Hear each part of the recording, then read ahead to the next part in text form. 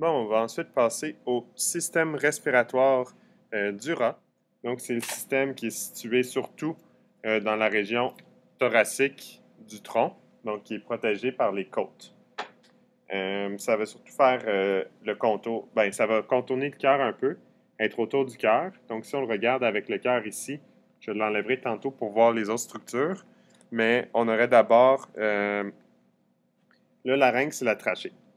Donc, la trachée, c'est le tube, un peu comme l'oiseau qui est ici, qui est vraiment formé d'anneaux, qui est quand même assez solide. Puis le larynx, la partie antérieure de la trachée, qui est ici, qui est un peu plus comme un genre de renflement là, dans la trachée, qui est un peu plus gros. Donc, ce serait cette section-là ici. Il y a la glande thyroïde aussi qui fait le contour du larynx, mais malheureusement, là, lors de la dissection, je crois que je l'ai retiré.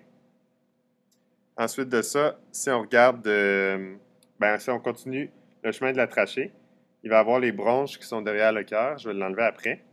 Puis on va avoir les poumons qui sont sur le côté du cœur, de chaque côté. Donc on a un poumon ici, le poumon gauche qui a seulement un lobe. Puis ensuite on a le poumon droit, celui-ci a 4 lobes. Donc il y en a un en haut ici, il y en a un sur le côté, un autre un peu plus bas ici, puis un autre en bas ici. Donc, 4 lobes pour le poumon de droit. Sur la vidéo, là, c'est le poumon de gauche, mais pour l'animal, quand il est mis du bon côté, c'est le poumon de droit.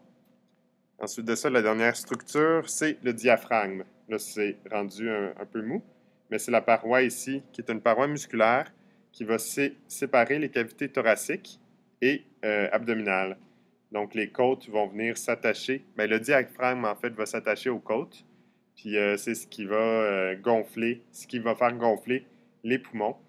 Donc, si le diaphragme s'élève ou s'abaisse, ça va faire un changement de pression dans la cavité thoracique qui va gonfler les poumons pour faire rentrer l'air, pour la respiration, évidemment. Donc, si on retire le cœur pour aller voir les bronches, puis là, ici, au niveau la trachée. On va avoir les deux branches qui sont là, la continuité de la trachée ici. À la fourche, on voit qu'il y a deux branches comme ça ici, aussi avec des petits anneaux sur le côté. On va refaire le focus. Donc, ils sont un peu plus petits chez le rat, chez le mammifère, mais on voit qu'il y en a une de ce côté-ci, un autre de ce côté-là, qui pénètre chacune dans des lobes des poumons.